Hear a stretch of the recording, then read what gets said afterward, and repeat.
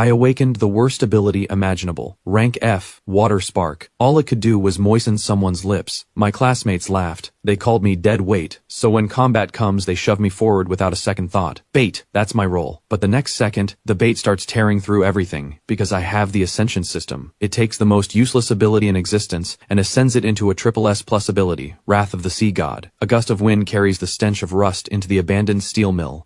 A hand slams hard into my back. I stumble forward, 2 steps, gravel skittering under my feet. I steady myself, brush off my worn school uniform sleeve, and look up at the dark gaping mouth of the factory ahead. From inside the darkness, a chorus of low growls, at least a dozen beasts lurking in the shadows. Dead weight abilities belong on bait duty. Rex's lazy drawl floats from behind me. The young heir of the Jin family in Jianzhou twirls his crimson staff like a toy, firelight dancing between the prongs and lighting up the sneer at the corner of his mouth.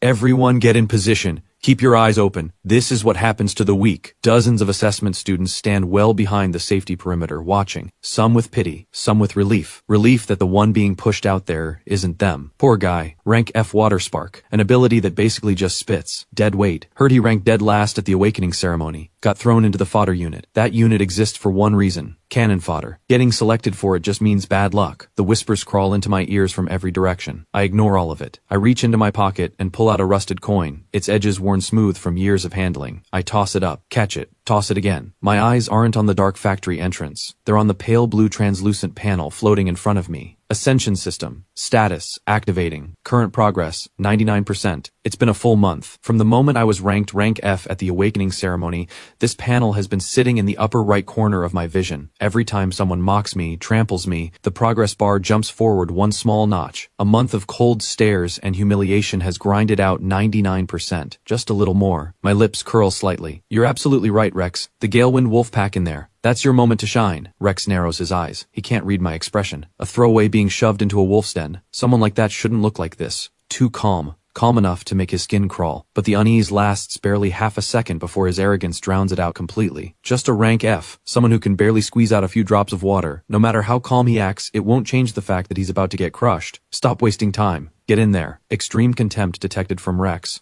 Shock points plus 10. The number on the panel ticks up, but the 99% figure doesn't budge. I frown slightly. 10 points added, and the bar doesn't react at all. I scan the small gray text at the bottom of the panel. Total shock points required for activation 10,000. Current total 9,910. Still 90 points short. So it wasn't just a little, it was 90 points. The bar showed 99% because of rounding. Adding the 10% I just earned brings it to 9,910. Still need 90 more to hit the cap. Based on the past month, ordinary contempt only gives 1 to 5 points. The extreme contempt of someone like Rex, a rich heir, gave 10, 90 points left. Just absorbing insults, I'd need to take over 10 more hits. But what if I do something that leaves people truly stunned? I toss the coin in my hand. My gaze drifts to the dozens of amber wolf eyes glowing deep inside the factory. A slow, knowing smile pulls at my lips. Well then, what are you waiting for? One of Rex's lackeys shoves me again, harder this time. I stop resisting. I let the momentum carry me forward, stepping into the factory. My footsteps echo cold and hollow through the empty ruin. Through the gaps in the broken ceiling above, pale dead light bleeds through, falling across a floor laced with rusted iron rails. The air is thick with something rotten. Growls press in from every direction. Over 10 pairs of green wolf eyes ignite in the dark. A single tier 1 Galewind Wolf isn't much of a threat, but a coordinated pack, even a tier 2 Awakener caught alone would come out bleeding. Rex leads his crew up along the side to higher ground, slams his staff into the floor, and a column of blaze roars up,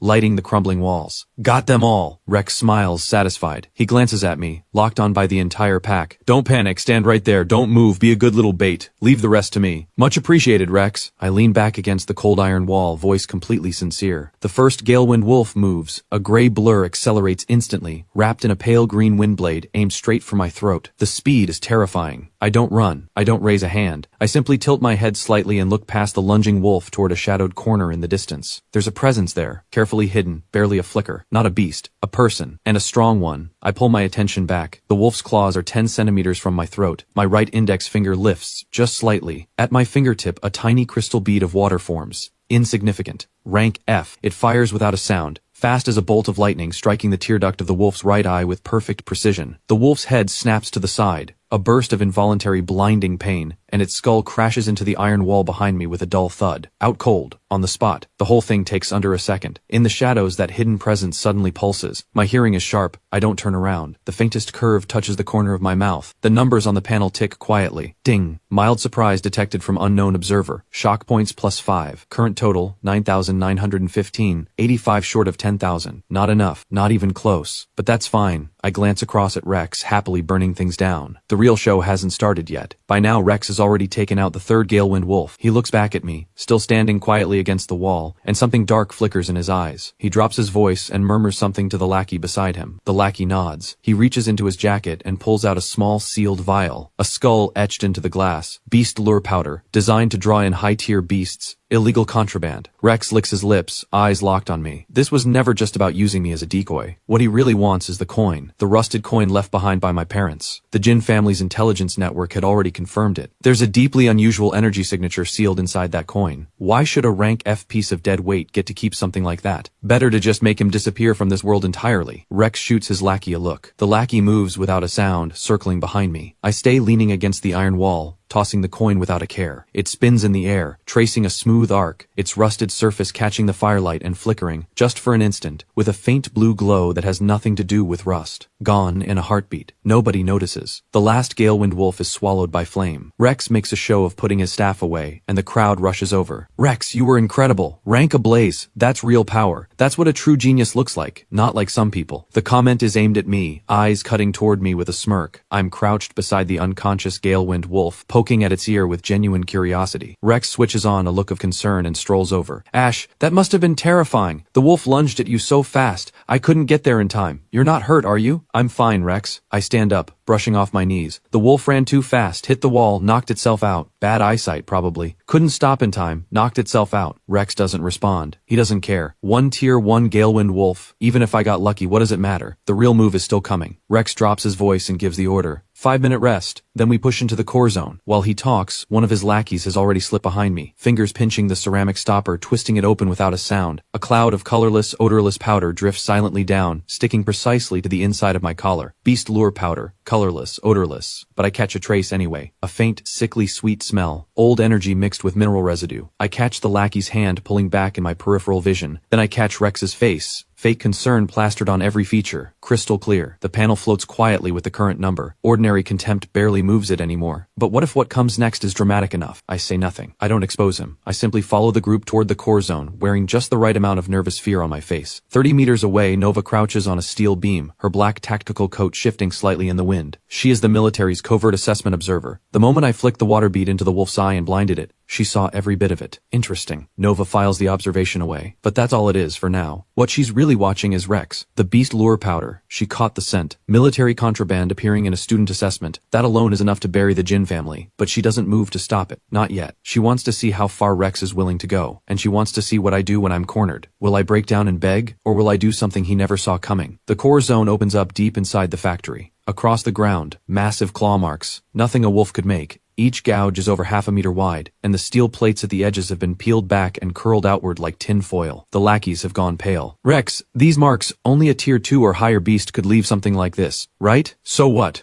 A few stray tier 2 scraps at most. I can handle them alone. Even as he says it, his gaze deliberately sweeps across the back of my collar. The beast lure powder takes 15 minutes to activate. Soon my scent will work like a signal flare, drawing every beast within a 3-mile radius straight to me. And in the chaos, losing one rank F piece of dead weight? Who's going to care? Rex is counting down in his head, smile growing more relaxed. What he doesn't know is that my own calculations are sharper than his. 7 minutes in. No tier 2 beast has shown itself. 2 explanations. 1. There genuinely are no tier 2 beasts in this area. 2. There's a higher tier apex predator here, and no tier 2 beast dares set foot in its territory. I look at the half-meter gouges in the ground. Then I look up at the irregular holes punched through the ceiling above, not the shape of natural collapse. Something came through that roof from the outside, broke in, and has been living here ever since. My heart rate holds steady at 62 beats per minute. The ground begins to vibrate, barely perceptible. The frequency so low it's almost nothing, like a massive heart buried underground. Pulsing. The lackeys haven't noticed yet. Rex is still laughing with someone, but I already feel it. The tremor isn't coming from a distance. It's directly beneath my feet. I look down, into the dark gap between 2 iron rails. 2 points of deep red light ignite in the darkness.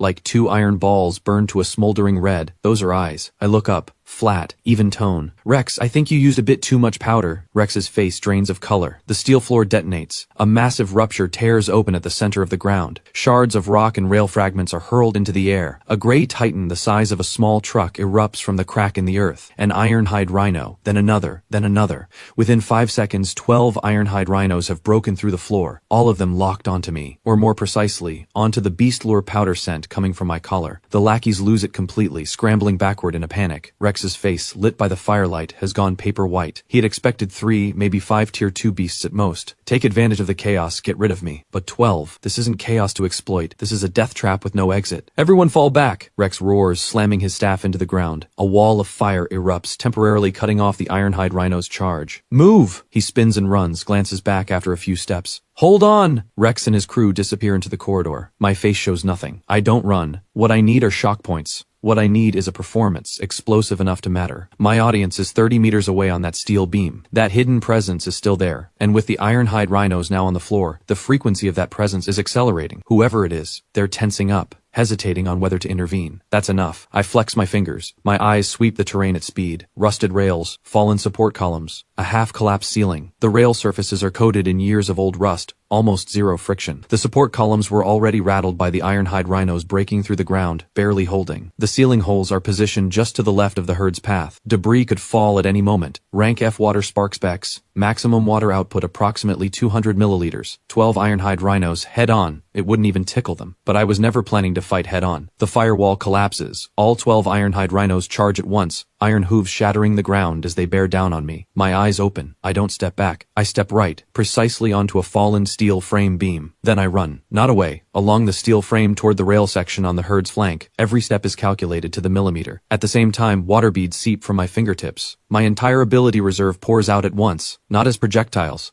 as a coating. The beads spread into a thin film of water, laid precisely across 3 sections of rail directly in the herd's path, almost invisible, barely a sheen on the surface. But it's enough. The first ironhide rhino's iron hoof hits the water-coated rail, already rusted smooth. With the water film applied, the friction drops to near zero. 3 tons of ironhide rhino at full charge suddenly loses all grip. Its body lurches sideways. Its own momentum turns it into a runaway cannonball, straight into the nearest trembling support column. The column snaps from the base. The ceiling beam it connects to collapses with it. Tons of steel crash down from above. The second and third ironhide rhinos charging behind the first. Chain reaction. The fourth hits the second water section. The fifth and sixth follow. They slam into each other, tangled and crashing. The remaining rhinos are blocked by the mass of their own herd. The sound of armored shells colliding thunders through the factory. A tier 2 ironhide rhino formation, 12 strong, dismantled by 200 milliliters of water. On the steel beam in the shadows, Nova has risen to her full height. The hand gripping her blade handle has gone white at the knuckles. Her lips part slightly. Her pupils have contracted to their limit. I did this with a rank F water spark.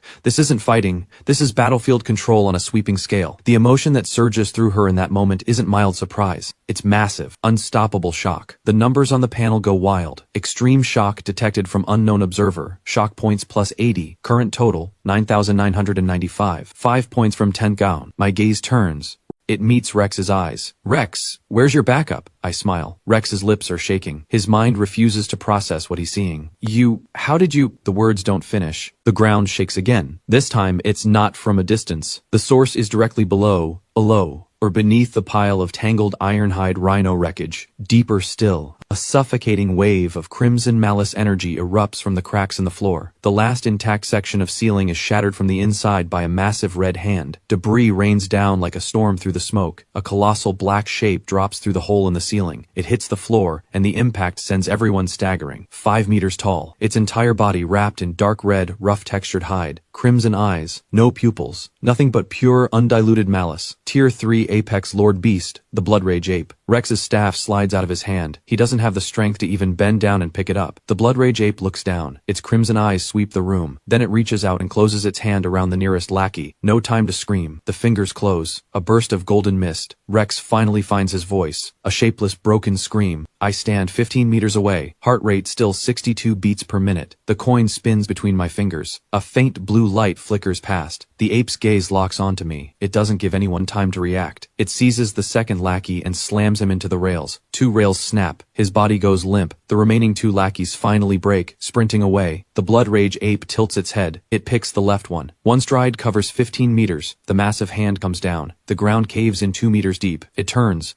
Those crimson eyes fix on Rex. Rex's teeth are chattering. The flame between his staff shards flickers harder than his hands. He knows running is useless. Rex lets out a shout. Staff raised high overhead, every ounce of energy in his body surging into it. A column 2 meters wide of raging blaze hits the blood rage ape directly in the chest. The smoke clears. The ape stands exactly where it was. The dark red hide on its chest hasn't even darkened. It looks down at its own chest. Then it looks back up at Rex. Its expression says, "That's it?" Rex's pupils shrink violently. The ape raises one foot and brings it down. The staff shatters. Rex's right hand, still gripping the staff, is driven into the ground with it. Rex screams and collapses, body convulsing. Something warm spreads down his leg. At that exact moment, a streak of ice blue light blasts from the steel beam 30 meters away. Nova drops from her hiding spot, black coat fanning out in the air. Both hands grip a vibroblade. She drives them down at full force into the spine of the blood rage ape's back. Rank S ability, Arctic Shatter. The moment the blades touch skin, a layer of frost crystallizes across the ape's back. Then it stops. Nova feels a brutal recoil surge through her arms. Searing pain explodes in her palms. Her body is launched backward, spine slamming into a smelter wreck 30 meters away. She slides out of the crater, drops to both knees, both blades jammed into the ground as the only thing keeping her upright. Blood streams from the corner of her mouth. A rank S military elite, taken down in one exchange. Despair floods every chest in the room like molten iron. The blood rage ape turns back toward its original target. I'm still standing 15 meters away, back against the iron wall, the coin turning between my fingers. Heart rate, 62. The panel glows quietly. Current shock points, 9,995. 5 points from 10,000. I lift my head. My gaze crosses the blood rage ape and lands on Nova, kneeling in the distance. In her ice blue eyes is an emotion I know very well. Not fear, defiance. The pure, crushing despair of someone who has given everything and changed nothing. The blood rage ape takes its first step toward me. I pocket the coin, brush the dust off my uniform. Don't rush. My voice isn't loud, but it cuts through every echo and cry in the room with unusual clarity. Then I step away from the wall. I walk toward the blood rage ape. Nova's pupils blow wide. A rank F, walking forward to meet a tier 3 apex lord. In that moment, all her training, all her instincts, all her battlefield experience, none of it can explain what she's seeing. Her heart stops for one beat, then slams back into a violent rhythm. The last number on the panel ticks. Extreme despair detected from Nova. Shock points plus 50. Current total, 10,045. Activation conditions met. Ascension System officially activating. The pale blue panel explodes into a blaze of golden light right in front of my eyes. The second that golden light bursts from the panel, my entire field of vision is swallowed. Ascension System, officially activated. Player's current ability, rank F Water Spark. Available ascensions. 1. Consume 1,000 shock points to ascend rank F Water Spark. The moment the thought lands, the gray text reading rank F Water Spark on the panel begins to shake violently. The old text shatters. Ascension successful. Congratulations, player. You have obtained the one-of-a-kind triple S plus ability, Wrath of the Sea God. Ability description, command the source of all waters. Wield the authority of the sea god. Water is the first element of creation. It attacks, it defends, it transforms all things. No range limit, no power ceiling. Remaining shock points, 9,045. The golden light fades, reality comes back, and you can see it clearly, the change in my eyes. The black of my pupils, starting from the very center, is being consumed by a deep, rich blue, the color of the sea. I speak, voice quiet. That's not how you use water. I snap my fingers. Right index finger meets middle finger. A small, sharp crack of sound. Then the whole world goes quiet, physically quiet. Within 100 meters, every sound vanishes at the exact same moment. What replaces sound is moisture. Every drop of water left in the abandoned steel mill, trapped in rust pores, in the cracks of the floor, every water molecule drifting free in the air, receives the signal at the exact same instant. They move, converging from every direction. The ground beneath my feet begins radiating outward in ring after ring of blue lines, like ripples on water, like some ancient formation diagram. The blood rage ape's massive hand is still 2 meters above my head when it slams down with full force. The instant the shockwave hits, a water blue pillar 10 meters wide erupts from the pattern at my feet into the sky. No warning, no wind-up. Inside the pillar, high-speed spiraling seawater. The blood rage ape's hand hits the pillar and stops. Not a gradual stop, a dead stop, from full speed to zero. The high-speed current carves a shallow cut across the ape's palm. Golden liquid seeps out. For the first time, something like confusion appears in the blood rage ape's crimson eyes. This tiny human, barely bigger than an ant, just cut it with water. The ape swings to smash the pillar apart. The pillar scatters. and in less than a fraction of a second, it reforms. Liquid has no fixed form. Scattering it means nothing. It just comes back together. Done hitting? My voice carries out from the center of the pillar. My turn. I raise my right hand. 5 fingers spread slightly. Above the ceiling holes, the sky changes color. The gray-white sky is swallowed in 3 seconds by a layer of deep blue storm clouds. The clouds begin to spin, accelerating, forming a massive vortex. What pours through the ceiling holes now isn't pale dead light, it's water. A wall of water descends from the sky, splitting and reshaping in midair, forming into a gigantic hand. A hand made of water. It descends from above, precise, unstoppable. It closes around the blood rage ape's neck. The 5-meter-tall ape is seized by the hand of the tide and held in place. It struggles. Both arms tear frantically at the water hand. Every time, a gap tears open, but in less than a tenth of a second, fresh water flows in to fill it. Water has no weakness, because water has no form. You cannot shatter what has no shape.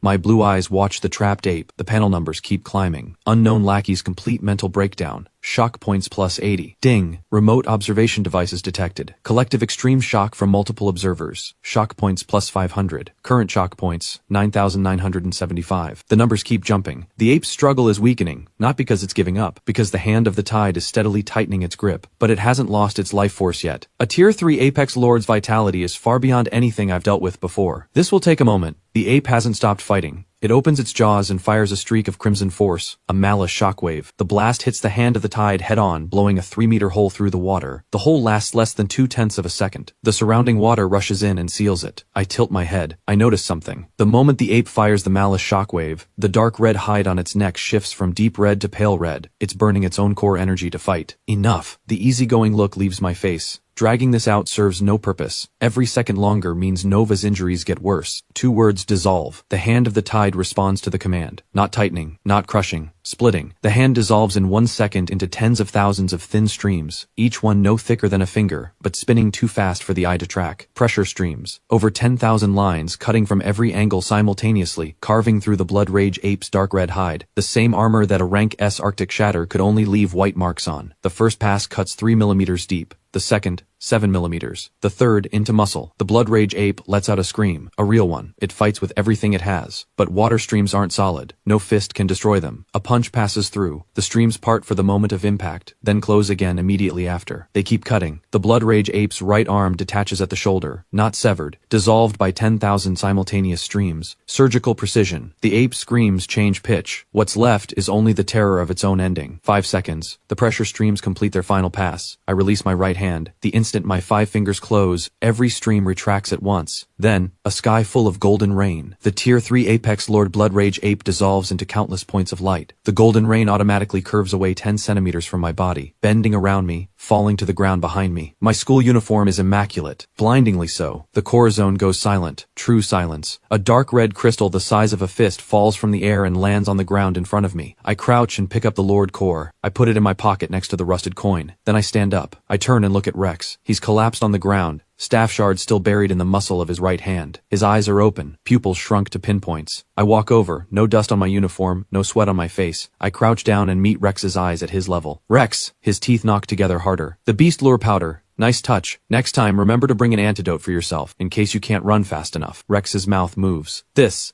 can't be real. There's no way, Waterspark. How is this possible? He raises his uninjured left hand and slaps himself hard across the face. The sharp crack echoes through the empty space. Not a dream. I look at him for 2 seconds. I stand up. Stop hitting yourself. Your face will swell. And that's it. I don't look at Rex again. I turn and walk toward Nova. The panel's shock points are still ticking. Complete cognitive collapse detected from Rex. Shock points plus 300. Nova is still down on one knee. Both vibroblades jammed into the ground. The only thing holding her up. Her breathing is short and sharp, but her eyes are alive. Those ice blue eyes watch the person walking toward her carrying too much inside them. Shock, questions, scrutiny. Your ability isn't rank F. Her voice comes out rough. I stop 3 steps from her. 10 minutes ago it was. Nova goes quiet for a moment. She has 100 questions, but her training tells her now is not the time. How long can you sustain that ability? She asks. The most important question. My ability reserve in that last fight. About 30% used. Enough. Nova gives a small nod. Then she makes a call. She reaches inside her coat and pulls out a compact communicator. She presses the red button. Calling emergency channel, this is Nova, identification Sierra 017. Her voice snaps back into soldier mode. Rank S or above critical. critical incident at the Jiangzhou Eastern Abandoned Steel Mill Assessment Zone. Tier 3 Apex Lord Blood Rage Ape has been neutralized. I am injured. Students injured on site. 3 seconds of silence on the other end. Then a middle-aged man's voice, barely contained. A Tier 3 Apex Lord, neutralized. Nova, confirm. Did you take it down? Nova looks at me. I'm crouched on the ground, pulling the rusted coin out of my pocket, flipping it between my fingers. The core zone. Golden light everywhere. Total wreckage.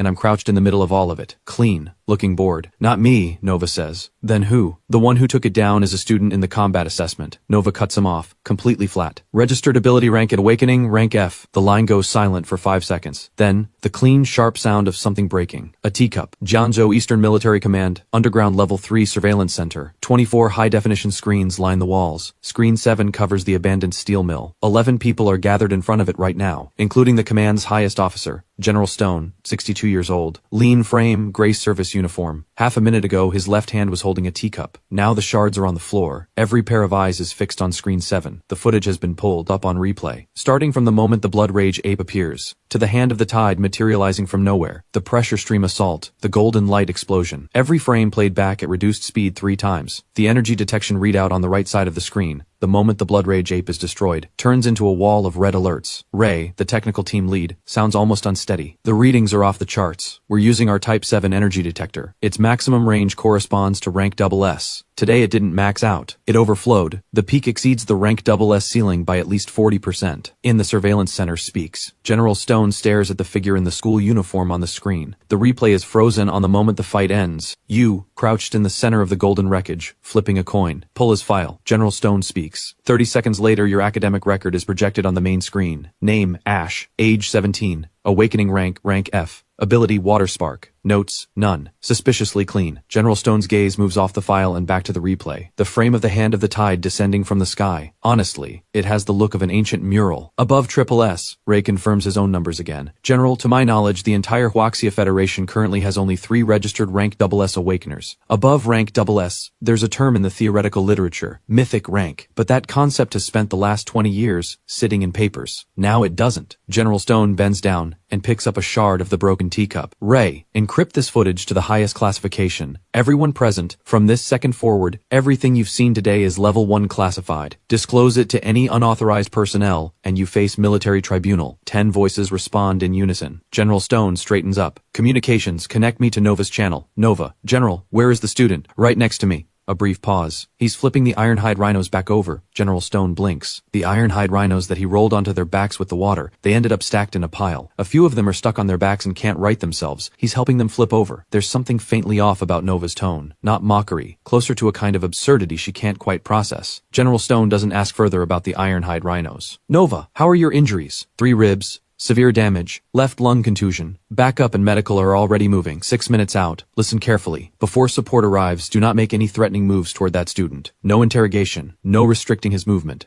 Understood? One more thing. Rex's use of beast lure powder during the assessment. Did you see it? All of it. Good. Preserve the evidence. Communication ends. General Stone stands in the center of the surveillance center, fixed on the frozen figure on screen 7. The aide beside him ventures, General, what do we do with this student? The word do with makes General Stone's brow crease. Do what? He fires back. A 17-year-old kid gets assigned to the Fodder Unit, used as cannon fodder, has beast lure powder put on his uniform by his own classmates, with a plan to use the chaos to have him killed, and in the middle of all that he unleashes a hidden ability. And you're talking to me about a security risk assessment? Aide, close your mouth. General Stone walks to the communications panel and picks up the handset himself. He pauses. Get me Jiangzhou City Awakener Registry Bureau, then the Federation Military Branch. And last, connect me to the principal of 3rd Awakening Academy, the one who assigned a student to the bait unit. His tone is mild, but the temperature in the surveillance center drops another 2 degrees. Back in the core zone of the abandoned steel mill, you are in fact helping the ironhide rhinos right themselves. 12 tier 2 ironhide rhinos are in front of you, so docile that Nova thinks she's hallucinating. You use a stream of water to gently roll the top one by the waist, flipping it over softly. It lands on all 4 hooves. The rhino shakes itself, then lowers its head and nuzzles your hand. Stop nuzzling. You drool more than my water spark ever produced. The rhino nuzzles again. You push its head aside. The wind in the core zone stills for a few seconds, then picks back up, scattering the last traces of energy in every direction. I roll the Lord core between my fingers twice, then drop it back in my pocket. My gaze moves across the wreckage. The surviving one, Finn, is curled up behind the smelter remnants, shaking like a live wire. Then there's Rex, slumped against a snapped column, mind shattered to about 70%, but alive. I walk over. unhurried. Each step grinds gravel under my shoe with a small crisp sound that carries far through the empty factory floor. 2 meters, 1.5. I crouch. At this distance, the smell of urine and sweat hits me like a wall. I frown. Rex's teeth start knocking together.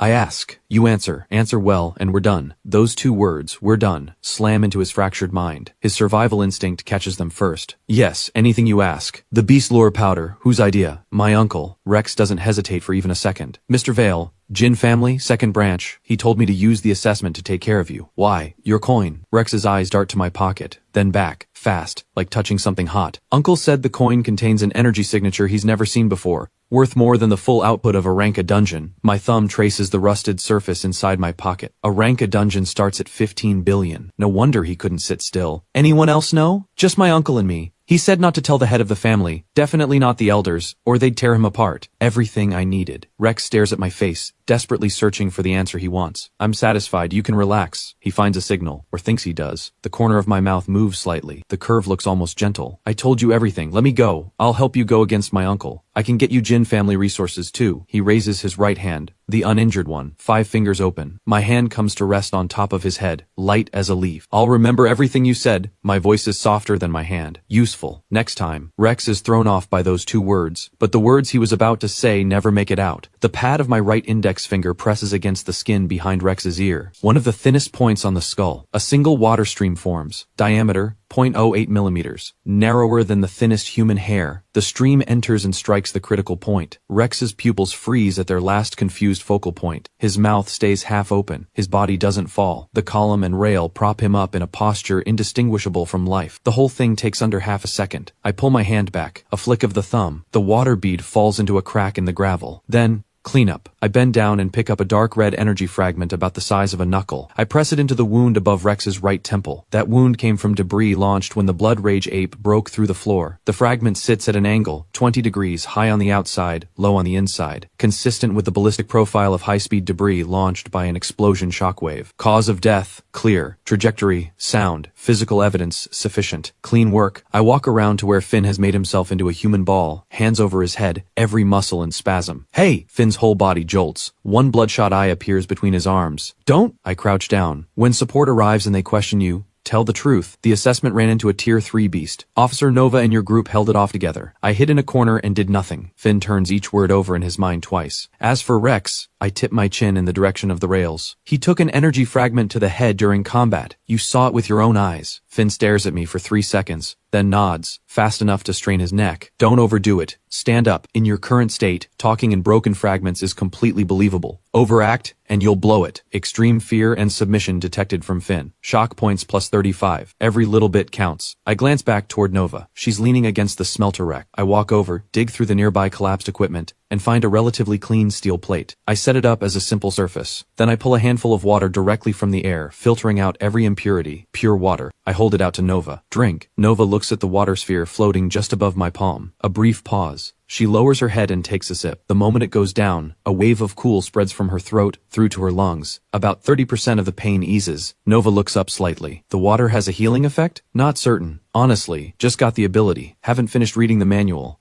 Nova studies my face for 3 seconds. Young. 17-year-old features, facial lines not yet fully past that boyish look. Clean as the school uniform that somehow has no dust on it. Unreal. Your name is Ash, Nova says. Yes. Earlier, using the water spark to blind the wolf's eye, you did that on purpose knowing I'd see it. I don't deny it. Why? Someone needs to be surprised. But that answer is too short. The weight of it silences Nova for several seconds. Then, in the distance, rotors. 6 military transport helicopters sweep in low from the northeast. Their searchlights slash across the broken walls of the abandoned steel mill. The cabin doors swing open. Soldiers in black tactical gear rappel down. The medical team hits the ground first. 2 medics sprint straight to Nova. They crack open their kits. Clean, practiced, no wasted motion. Another team rushes toward Rex. He's curled up beside the rail tracks, eyes vacant. The medic checks his wounds, shines a flashlight into his pupils, turns back and signals the squad leader. Psychological trauma, priority evacuation. The one surviving lackey is dragged out from behind the furnace. He's been curled up like a shrimp for too long. His limbs have locked up. The bodies of the other 3 lackeys are sealed into black bags. The on-site commander is a colonel. He walks toward me. I'm sitting on a makeshift steel platform, the rusted coin rolling across my fingers. At some point, the 12 ironhide rhinos have formed a quiet semicircle on their own. They've closed around me. Not as a trap, more like a guard. The colonel stops 3 meters out. All 12 rhinos turn their heads toward him at once. 24 tiny red eyes lock onto him. The colonel swallows. Ash, he says. I'm Colonel Hale, Eastern Command. General Stone sent me to pick you up. Pick me up? Where? Hale adds quickly. Not an interrogation. The general wants to have tea. I look at him for 2 seconds. Can I bring a few of the rhinos? Hale turns to look. 12 ironhide rhinos. 3 tons each. I'll need to check with command first. The panel flickers. A single quiet number ticks up. I pocket the coin. I stand up from the platform, inside the transport helicopter now. I lean against the cabin wall and start the performance, pulling in every trace of ability energy, shoulders slightly hunched, right index finger tapping the back of my left hand in a slow, steady rhythm. The picture of a rank F student whose ability went haywire from sheer terror. Across from me, Colonel Hale notices. He doesn't say anything. 14 minutes pass. The helicopter lands. I climb out gripping the door frame. My steps are just slightly unsteady. Someone is already waiting on the tarmac. A female lieutenant colonel who introduces herself as Major Voss. She leads me to General Stone. Not an interrogation room. An ordinary tea room. General Stone sits at the far end of the table. Thinner than you'd expect a general to be. Older. His back isn't perfectly straight. Gray eyes. Plain clothes, no rank insignia. He gestures to the chair across from him. I sit. He pours me a cup of tea, slides it over. I pick it up, take a small sip. Good tea, from home by the taste. General Stone holds his own cup. His gaze passes through the steam resting on me. About 10 seconds of silence. Scared? A gentle opener. My hands tremble slightly. I set the cup down. A tier 3 lord. Not even triple S ranked fighters could have held that thing off. Surviving it all, that's no small thing. Nova told me that you unleashed something powerful when it mattered most. I keep my voice low and slow. I'm not really sure. When the blood rage ape came at me, my mind went blank and then it felt like something inside me cracked open. After that, I don't remember much. Can you still use it? Nothing. It's gone. Just the right amount of blankness and loss in my voice.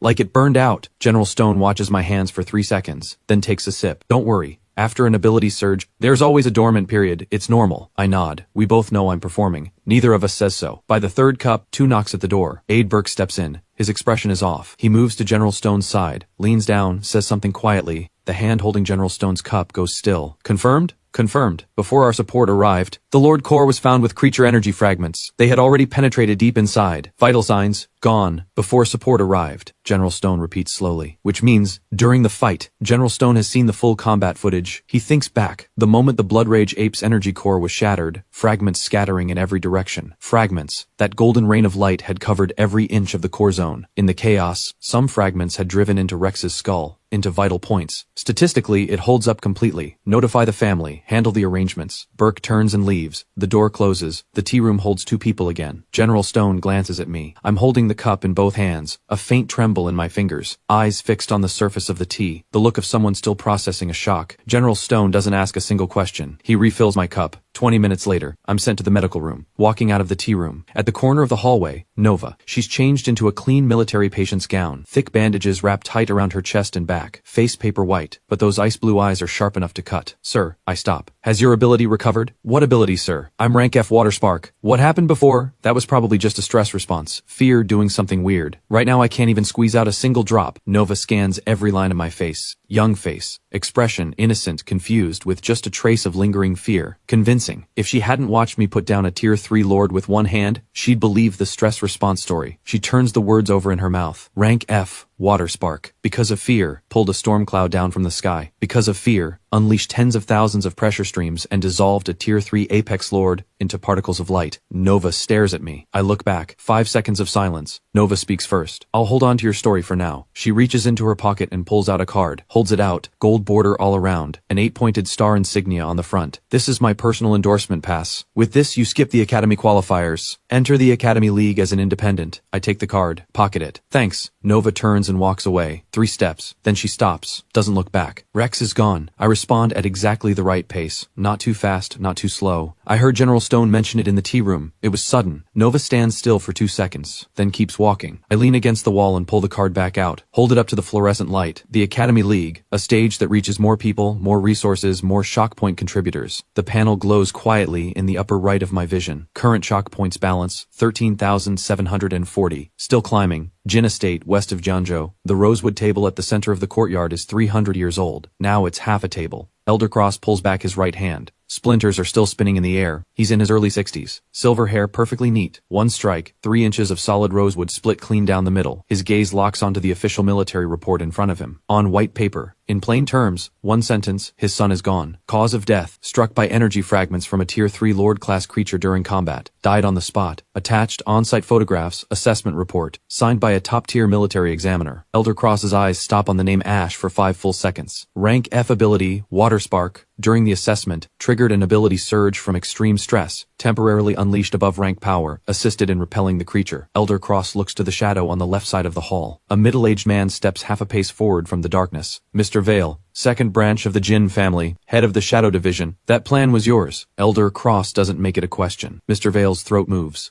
The only possibility is that certain details in the military report raised your suspicion. The letter Rex was told to burn. Did he actually burn it? He doesn't know, because Rex is gone. Mr. Vale steadies his breathing. Brother, Rex was my nephew. I cared more than anyone. Enough! Elder Cross doesn't look at him. He looks toward the doorframe on the right side of the hall. Leaning there, a young man, 22 years old, white shirt, a 3-foot sword hanging at his hip. Edge, the top talent of the Jinn family's generation. Rank triple S ability. Golden Edge aura. Mid-tier 3. Father, the official account of Rex's death is internally consistent. But that's not what matters. What matters is the one who came back alive. Ash. Rank F, Unit 2, should have been in the first wave to go down. Instead, every other fighter in his unit was wiped out. He walked out just fine and rode the helicopter home. No matter how you look at it, something doesn't add up. Elder Cross settles back into his chair and looks at his son across the broken table. You mean the Academy League? This Wednesday, Edge taps the hilt of his sword. Every awakened student in Jianzhou will be in that pool. If Ash enters, you'll have him on the stage. Within the rules, you can ask a few questions on your brother's behalf. Edge gives a slight smile. Ask what? He's rank F. The moment he steps on that stage, I finish him in one move. There won't even be time to ask questions. Then one move it is. Edge's tone levels out. But we need that coin. Beside him, Mr. Vale goes rigid. Elder Cross looks at him. Brother, did you really think everything you and Rex were doing behind my back? I didn't know? Mr. Vale's back is soaked through. You wanted to keep it for yourself. Rex got pulled in with you. The job failed. And now he's gone. This ends here. Elder Cross reaches down through the broken table and retrieves the report. The coin goes through proper channels. Keep your Shadow Division in line. Mr. Vale says nothing. Edge rehooks his sword and walks out of the hall, through the corridor, up the stone steps. Night wind pours in from the mountain pass. It catches the hem of his white shirt. He stops, looks down at his sword. A rank F weakling. An ability surge from stress. That story works on ordinary people. But after a surge, you calmly cooperate with a full military examination and pass logical self-assessment. That kind of clarity doesn't come from a surge. That's a performance. He draws the blade 3 inches, slides it back. The sharp ring of metal carries far into the night wind. Clean. Cold. Colder than the wind itself. Monday, I'm back at Jianzhou First Academy. 2 things have changed since I left. Funeral wreaths at the entrance, and rumors about me. Did you hear? Ash took down a Tier 3 creature in the assessment. No way. He's rank F water spark. What did he beat anything with? But he actually survived. 3 out of 4 rank B fighters didn't make it. And he's walking around just fine. Guess he got lucky. I cross the yard and catch every word of it. The panel tags each source. Every rumor spreads 1 to 3 shock points per person. I ignore it and head into the admin building. 3rd floor. Push open the office door. A meeting in progress. At the far desk, Principal Ward of Jianzhou First Academy. I walk up 2 steps and slap the registration form onto the nearest desk. Principal, Academy League registration form. Please stamp it. Principal Ward rises from behind the desk. He carries more presence on his feet. He walks over, picks up the form, reads it top to bottom. Rank F water spark. Another failure. He moves to set the form back down. On the trash bin beside the desk. Do you understand what the Academy League means for this school? A rank F from the Fodder Unit enters, loses, and embarrasses us. Gets injured and it's even worse. And who pays your medical bills? The logic is sound. I'm not letting him finish. I reach into my uniform's inner pocket and pull out the card Nova gave me. Gold border, 8-pointed star insignia. Nova's personal endorsement pass. This bypasses the Academy qualifiers. Independent entry. The stamp doesn't affect the process, but going through the school looks better for Jianzhou First Academy. Principal Ward reaches out and takes the card. The moment his fingertips touch it, his small eyes snap open 0.5 millimeter. A triple S ranked woman writing an endorsement for a rank F student. No matter how you read it, there's something behind it he can't afford to touch. He makes a very Principal Ward decision, hands the card back, picks up the form, pulls the official stamp from his drawer. Thump. I'll file it for you. A perfectly measured smile spreads across Principal Ward's face. Best of luck. That was fast. I pocket the card. A nod. Thank you, Principal. Turn and walk. The door closes behind me. In the hallway, the panel flickers. Detected. Principal Ward's humiliating capitulation. Shock points plus 45. Detected. 6 people in the admin office. Collective confusion. Shock points plus 83. Current shock points balance, 128. I walk out of the admin building, and at the entrance, someone is there. I know him. The panel recognizes him. Shock sense activates. 12 meters away. Target, edge. Ability rank, SSS. Emotional state, calm, observing. A young man in a white shirt stands at the base of the steps, sword at his hip. Our eyes meet briefly. Edge's gaze moves from my face to the registration form in my hand, then back. He says one thing, Ash, then he's gone. Long strides. I watch him leave. The panel is quiet. Edge's emotional state just now, calm observation, no contempt, no anger, 0 shock points. A truly powerful person doesn't react to an ant. He only notices what's underfoot when he's about to step on it. I fold the receipt, tuck it into my pocket. I want to make this person feel something. Something big. 11 at night. Janjo's scrapyard. I weave a thin water thread into a makeshift key and open the lock. What I'm looking for doesn't need to be refined. Doesn't even need to be a weapon. The Ascension System's description is clear. Fundamental purification of any object. Quality determined by the points invested and the target's base potential. Deep in the corner of the metal section, my hand touches something cold. 5 feet long, 1 inch wide, wet when I pull it free. Rusted all over. One end threaded, the other end welded into a flat spade shape. A drain cleaning rod. I weigh it in my hand. About 6 pounds. Center of gravity sits 3 inches toward the back. I give it a swing.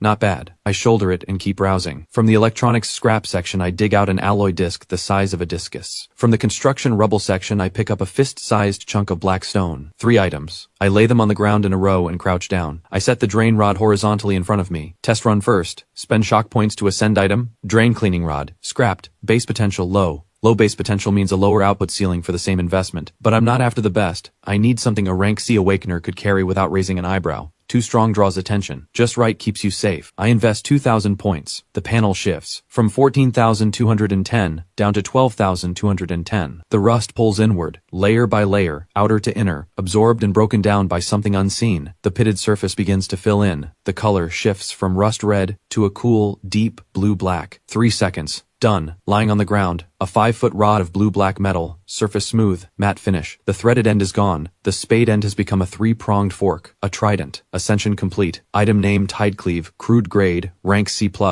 Material abyssal steel, 90% purity. Trait 1, Tide affinity. Hardness exceeds same rank weapons by 200%. Standard rank B weapons cannot damage it. A rank C+ weapon with above rank B defensive hardness. In the league, when rank B or even rank A fighters strike my weapon, they'll find it won't cut. Reasonable. Unremarkable. A hidden edge. I pick up Tidecleave and give it 2 swings. The air splits with a low resonant hum, like the trailing sound of water through a blade. The system is scanning the ascendable skill list. The panel loads a row. 1. Water Spark rank F. Ascension cost 500 points. 2. Pressure Stream. SSS sub-skill. Ascension cost 8,000 points. 3. Wrath of the Sea God. Rain Control. Ascension cost 1,000 points. Wrath of the Sea God. Tide Beast Signal. SSS sub-skill. Ascension cost 6,000 points. SSS sub-skill ascension costs several times more than items. My current available balance, 12,210 points. Enough for 1 core skill. Pressure Stream. The single most lethal attack I currently have. Rex was dissolved into nothing by this exact move. Ascend Pressure Stream. Cost 8,000. This time the change isn't on the outside.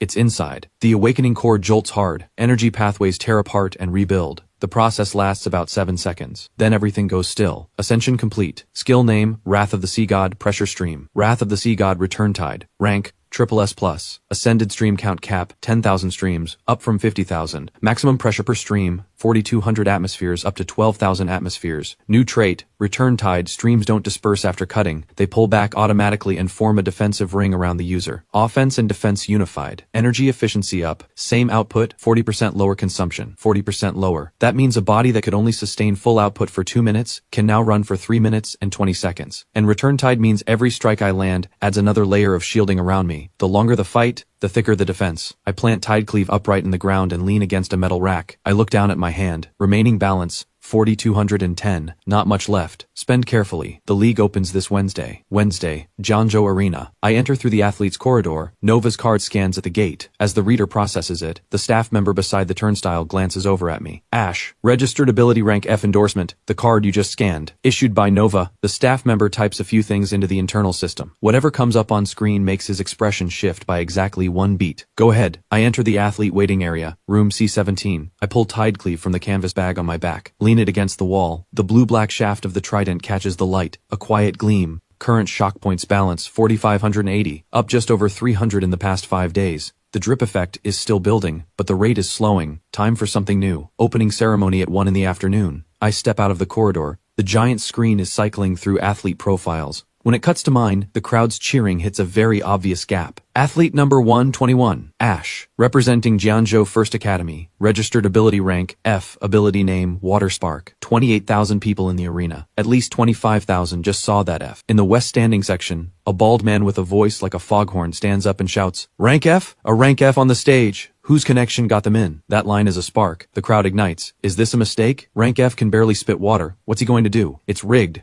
Absolutely rigged. The panel goes wild in my vision. Shock points +3, +2, +5. Within seconds, over 20 ticks. Small amounts per person, but the volume is enormous. I keep my head down, walk into the athlete formation, and take my spot. My expression doesn't change, but the balance in the lower right of the panel jumps from 4,580 to 4,917. Over 300 points. 1 minute's entrance fee. The opening ceremony wraps up. The draw begins. The giant screen starts rolling through matchups. Group 37. Athlete R21, Ash, rank F, Water Spark, versus Athlete B078, Stone, rank B, Iron Skin. The crowd splits into two camps. Isn't that just a free win? It's a random draw. Rank F versus rank B. You sure this isn't intentional? In the very important persons section, Edge studies the matchup on screen. He taps the hilt of his sword twice. "Stone," he says to his attendant. The attendant nods. The academy crowd runs hot. No sense of restraint. No limits when they swing. What group am I in? 51. Your opponent is a rank C from Cloud Mountain Academy. Doesn't matter. His gaze moves from the screen to the athlete formation, to the figure in the gray-blue uniform. When Stone wins, I get him in the next round. The attendant spreads out the elimination bracket. Groups 37 and 51 converge in round 2. Edge gives a quiet sound of acknowledgement. He doesn't say what happens if Stone loses, because like nearly everyone else in this arena, he hasn't entertained that possibility. Rank F versus rank B, no if. The preliminary rounds run in order. I'm in group 37, 36 matches ahead of mine. About 2.5 hours. I find a chair in the athlete rest area and sit. Tidecleave rests across my knees. I close my eyes. The crowd's roar rolls in wave after wave. 2.5 hours later. Group 37. Athletes to the stage. I walk up carrying Tidecleave. Stone is already on the other side, warming up. Both arms in Iron Skin pre-activation. A dull gray metallic sheen spreading across his skin. The size difference is hard to look at. 6'4", 220 pounds. Me, 5'9", 130 pounds, gray-blue school uniform, holding a trident half a head shorter than I am. 3 seconds. Done in 3. Someone in the crowd heckles. The judges run through the standard rules. Stone cracks his knuckles. The iron-on-iron thud is heavy and flat. "Kid, you're Ash, right?" "Yeah, I'm straightforward. Let me say this up front. On this stage I don't hold back. But I'll control the force. Worst case, some broken bones. 2 months to heal. Don't worry. Big guy. The broken bones you're describing, yours or mine?" Stone's expression goes blank for a moment. Then he laughs. "You've got nerve. First rank F who's ever talked tough to me. Tell you what, if you can take one punch, I'll buy you dinner." I nod. "Noted. I eat a lot." Before the head judge steps back, I speak up. Not loud, but the mic system picks it up clean. "Just a quick note, the crowd noise drops half a level. My registered rank is F, ability listed as Water Spark. That's accurate. But after real combat a month ago, my ability mutated. The military has it on record. The school's file just hasn't caught up yet." I flip Tidecleave and plant the tip into the stage floor. "My actual current rank is C, ability Water Control." 1 second of silence. Then the crowd explodes. Rank C, jumped from F to C, a mutation that skips that many ranks. You're joking. The academic world has never seen a case like this. Rank C Water Control. It's real. A real step up from rank F. But compared to Stone's rank B Iron Skin, still 1 tier short. Doesn't change the outcome. Edge says nothing. He's not analyzing the rank numbers. He's analyzing why I'm revealing this information right now. If someone genuinely only has rank C, facing Stone's rank B, the optimal move is to say nothing and fight. Showing your cards before the match serves no purpose. Unless what he's revealing isn't his real hand, it's the second layer. Group 37 begins. Stone's first step makes the stage shudder. 220 pounds wrapped in Iron Skin's gray glow, the pressure of a truck bearing down. 12 meters out, covered in 0.8 seconds. His right fist starts loading power 2 meters from my chest. The metallic sheen across his arms shifts from dark gray to bright silver. 2 meters. 1.5. 1. I lift my right index finger. The moisture in the air is stripped and compressed in an instant. A water whip, thumb thick, roughly 13 feet long, goes from nothing to fully formed in 0.3 seconds. Stone's fist is half a meter from my face. The whip snaps out. No crack at first. The sound arrives 0.1 seconds after impact. Because the whip moves faster than sound. Contact point, dead center of Stone's chest. Not a wide strike, a precise one. Stone's forward momentum reverses the instant of contact. 220 pounds folds direction on the spot and flies backward, faster than he charged in.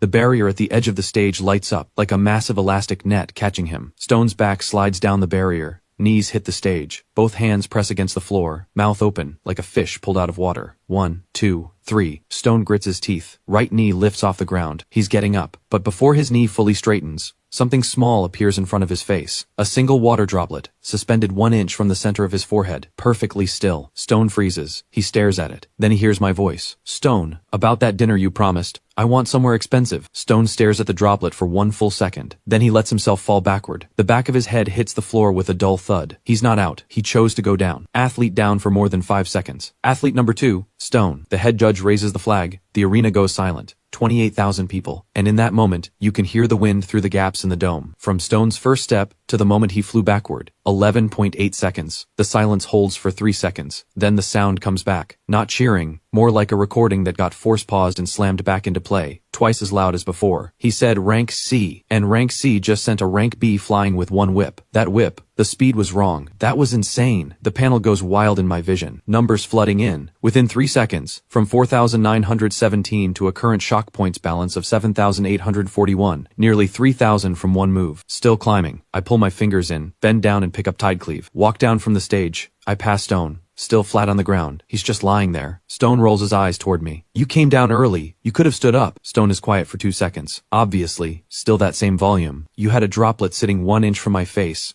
I'm not stupid. Take a second hit or stay down. Easy choice. He grins. But dinner's still happening. A deal's a deal. Your pick. I hoist tide cleave back onto my shoulder and walk toward the athlete area. Passing under the very important person section, I don't look up. Target, edge, emotional shift detected, shock points +3, 3 points, up from 0 to 3, edge just registered an emotional response, low level, just interest, but the horse has been noticed. That same night on Jianzhou's online platforms, 6 of the top 10 trending topics are league related, 3 of those 6 are about me. Rank F beats rank B. What rank is Ash actually? The most read post is from the Jianzhou Awakener forum, posted by user Abyss Spectator, title, Objective Breakdown, the real ceiling of Ash's rank C water control in his first fight. Core argument, Ash's displayed strength is fully explainable as somewhere between rank C+ and rank B. It's not that Ash is particularly strong, but that Stone's defense had obvious gaps. Well-written analysis. I'm sitting on my dorm bed scrolling through my phone. The comment section is shifting. Waves of comments, nearly identical in format and wording, flood in within minutes. He's just rank C water control. Stone was off his game. That line appears 17 times. Against a real rank A talent, this guy will show his true colors. 13 times. Don't forget he came from the Fodder Unit. No way he wins a real fight. Stone went easy on him. 9 times. Bot farm. Industrial scale. I put my phone down and smile. The Jin family's play isn't big, but the timing is sharp. Flood the narrative with negatives during peak hype after the first fight. Goal. Control the story. Pull rank F, 1 shots rank B. 2 explosive A headline. Back down to rank C, barely beats a careless rank B. Safe territory. Why bother? Lower public expectations for me. The lower the expectations, the smaller the impact when I exceed them. And smaller impact means fewer shock points. Current total balance, 16,440. Nearly quadrupled in 1 day. If I don't do something, I'm wasting the Jin family's investment. I pick my phone back up and open a private account. Registered about half a year ago. Never posted.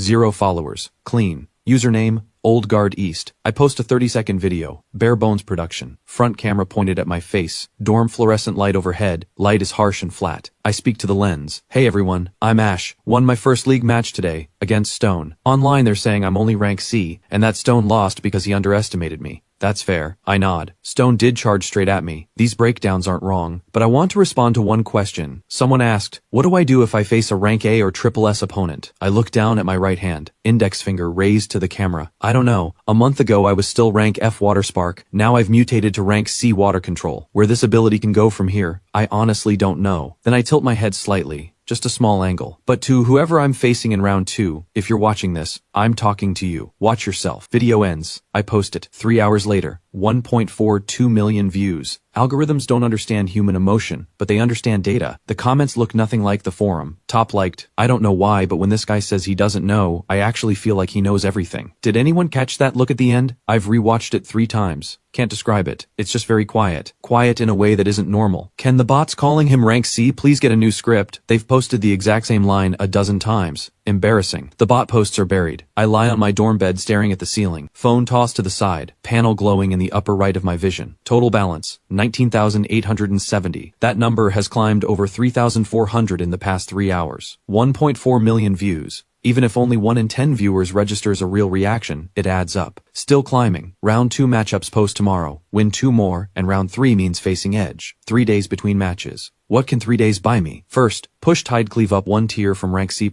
Second, I close my eyes. The awakening core hums quietly inside me. One move alone won't carry everything. I need a second card. The skill ascension list on the panel. Still there. Option 4, Wrath of the Sea God, Tide Beast Taming, Triple S plus sub-skill, Ascension cost, 6,000 points, 12 Ironhide Rhinos still waiting in the military compound. The semi-final rules are announced with a flair for the dramatic. The morning after all preliminary rounds finish, the head judge takes the stage in person to read from a sealed envelope. Red wax seal. One detail catches my eye. The wax pattern is uneven, like it was opened and resealed. After review by the organizing committee, the semi-final stage will use survival mode. 64 athletes advancing from the preliminary rounds will be split into 2 groups. Group A with 32, Group B with 32. Each group will be deployed into a simulated ecosystem. Time limit, 2 hours. Each athlete begins with 3 survival badges. When knocked out or surrendering, you hand 1 badge to the winner. At the 2-hour mark, the top 16 badge holders in each group advance. The rules themselves are fine. The issue is the groupings. The screen starts rolling through names. Group A names appear one by one. 32 athletes. 31 with ties to the Jin family. The 32nd is me. The athlete section starts buzzing. This grouping, why is it all Jin family? Look at number 7 in that group. Isn't that the head judge's nephew? In the VIP section, Edge takes in the groupings. Satisfied, but the satisfaction is flat. Too flat to produce a single shock point, because he expected exactly this. Current total shock points balance, 22,150. I glance down at Tidecleave's tip. Then I smile, purely because something is genuinely funny. 31 people coming for 1. And they still felt that wasn't enough. The Jin family apparently thought the optics were bad, so they pulled the rank B fighters out themselves. The entrance to the simulated battlefield is a metal corridor about 10 feet in diameter. It branches into 32 individual transfer tunnels, supposedly random. But I notice my tunnel's inner energy guide rails have been manually recalibrated. That means my drop point is not random. The committee has already picked my landing. Somewhere in the center, easy to surround. I step into the tunnel. Transfer activates. The light shifts. I'm standing in a forest clearing, roughly 100 feet across, surrounded by tall projected broadleaf trees, dead center of the field exactly as expected. Group a survival mode countdown. 3, 2, 1, begin. I do the opposite of everything a normal strategy would suggest. I plant Tidecleave into the soil at the center of the clearing. Then I take off my school jacket. I reach into my pants pocket and pull out a sealed bag. 3 pieces of marinated jerky inside. I wrap each piece in foil and start gathering dry branches in the clearing. To light the fire I use water. Specifically, I force water molecules in the air into rapid collision, concentrate the friction heat to a single point. 30 seconds later, a thread of thick smoke rises from the clearing, drawing a straight vertical column of gray-white across the sky above the 200,000 square foot simulated field, visible from every corner of the map. The crowd reacts immediately, a ripple of noise. What is he doing? Starting a fire. He's starting a fire. The match just began. 31 people are coming for him, and he's grilling meat in the middle of the clearing. The holographic screen cuts to a close-up. There I am, crouched beside the fire, propping the foil-wrapped jerky over the flames with full concentration. Firelight on my face. Expression. Grilling meat. The commentary desk erupts. Folks, am I seeing this right? Athlete 121, Ash. Within the first minute of survival mode, he chose to light a fire in the center of the field. Partner, break this down for me. Is this some advanced tactic I'm not familiar with? I can't break it down. 12 years in this business, first time I've ever seen someone cook during a league survival match. The panel starts jumping in my vision, numbers ticking fast. But I have no time to watch. I'm listening. Sound comes from 4 directions through the forest. Closing in. Nearest group, northeast, about 400 feet out, 3 people. Southwest, 5 people moving fast, eager to take first blood. North, 7 people. Most careful movement, likely the main strike team. And scattered footsteps approaching from other directions. 26 people heading my way. I check the foil. Jerky's not done yet. I raise my head and speak toward the tree line around the clearing. All right, stop crouching. The footsteps in the forest stop. On your way over, check if there's any dry wood nearby. Humidity's low here. Fire's struggling. 3 seconds of silence. Then from the southwest tree line, an irritated voice. What is going on? 5 people charge out from that direction. Leading them, a rank D fire-type awakener, flames already wrapped around both hands. Ash, drop the act. His voice runs hotter than his fire. He doesn't finish, because he smells it. The wind is blowing from my direction. Soy sauce, black pepper, just a hint of garlic underneath. The fire-type's flames shrink half a foot. I'm doing it on purpose. I'm distracted. I crouch beside the fire, use a stick to fish out a finished piece of jerky, blow on it, take a bite, chew twice. Not bad. A bit salty. I pull the other 2 packs off the fire. Want some? The 5 of them exchange glances. He's inviting us to eat. Don't fall for it. It's mind games. But it smells really good. In the VIP box, Edge's wine glass doesn't move. For the first time, he stares at the figure on screen crouching by the fire, chewing jerky. His attendant leans in quietly. Should we tell them to move in now? Edge doesn't answer. He's asking himself one question. What exactly am I doing? Someone about to be swarmed by 30+ people chooses to expose their position and draw every enemy in. That behavior only has 2 explanations. Either stupid, or confident enough to take them all on at once. Edge's right hand rests on the scabbard for 1 second. Or, he wants everyone in one place, so he only has to fight once. The first wave hits just as I swallow my 3rd bite of jerky. The 5 from the southwest move first. A fireball the size of a bowl fires straight from 30 meters out. At the same time, the northeast trio arrives. A row of knee-high earth spikes surge up from the ground and push toward the center. The north group's plant vines drop down from the canopy above. Fireball, vines, earth spikes, 2 metal blades, 5 types of attacks. I stand up fast, but I don't dodge. I clamp the half-eaten jerky between my teeth, grab my jacket off the ground with both hands,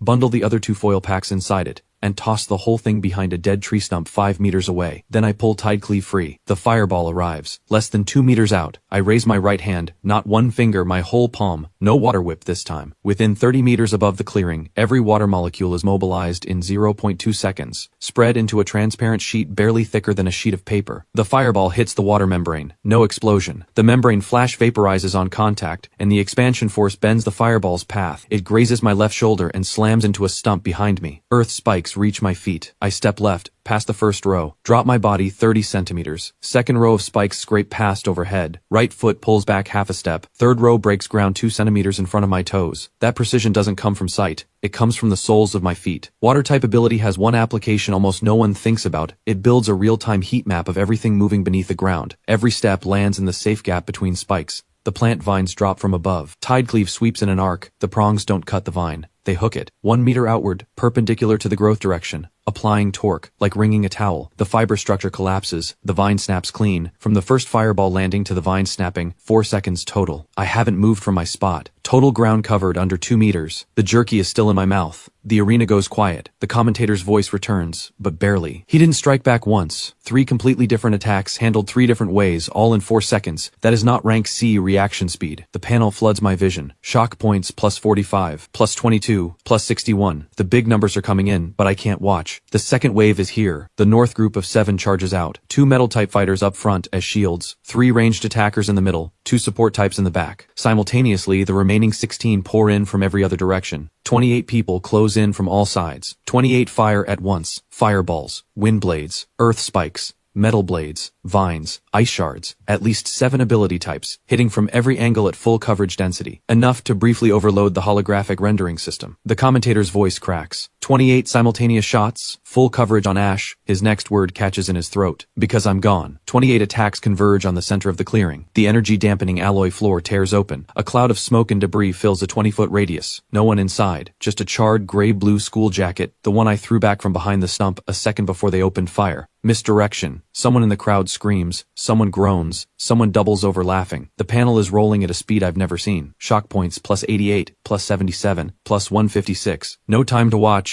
My voice drops from above. 25 feet up. I'm standing on a dead crossbeam, part of the simulated field's dome framework. Tidecleave rests across my shoulder. I look down at the 28 in the crater below. Firelight rises from below and catches my face. I speak. Same tone you'd use to review a group project. Your coordination is off. 28 people targeting 1 point, and 12 of those shots missed. The farthest one went 30 feet wide. I look toward the fire-type fighter. Go practice fixed targets from 100 feet out. Your spread is over 6 feet. You wouldn't even pass a basic throwing event. The crowd makes a sound that has no good name. Not laughter, not a yell. More like the noise that gets squeezed out of you when someone grabs your head and forces you to watch a piece of performance art. Some combination of absurdity and adrenaline coming out as a raw hoarse roar. The betting odds had already collapsed 30 seconds ago. The bookmaker's system throwing errors. In the VIP box, Edge's wine glass is frozen at his lips. The wine doesn't move. His attendant speaks without waiting for a cue, for the first time ever. Should we? Quiet. Edge stares at the figure on screen standing on the beam. Emotional shift detected in Edge. Type, scrutiny and alertness, intensity medium-high, up from 3 to 18. The ant just got a tiger's attention. My gaze sweeps across the 28 below, then settles on the one standing in the back row, hands in pockets. Hasn't moved once. A rank C fighter. That person is looking back. Expression, calm. We hold eye contact across a 25-foot height gap for about 1 second. I lower Tidecleave from my shoulder. Tip down, planted into the metal surface of the beam. This survival match's first round is over. 28 shots. 0 hits. I haven't even finished my jerky. 4 minutes into the match. 2 packs left. Then the broadcast cuts in. Not the head judge. An emergency channel. A middle-aged man's voice, kept deliberately low, carrying the kind of authority that doesn't ask to be questioned. It doesn't ask. It states. It fills the entire arena through every speaker under the dome. Group of survival mode. Suspended immediately. Athlete 121 Ash, report to the control room at once. I brush the debris off my hands. Tidecleave goes back on my shoulder. Passing the very important persons section. For the first time I look up. Straight into Edge's eyes. Sharp as a hawk's. Somewhere along the way his wine glass has been crushed in his grip. Deep red liquid drips between his fingers. Not just anger or fear. Something higher than that. The instinctive wariness of a predator whose territory has just been entered by something it doesn't fully understand. I smile at him, just loud enough for 2 people. Looks like your sword won't be getting any airtime. The words land,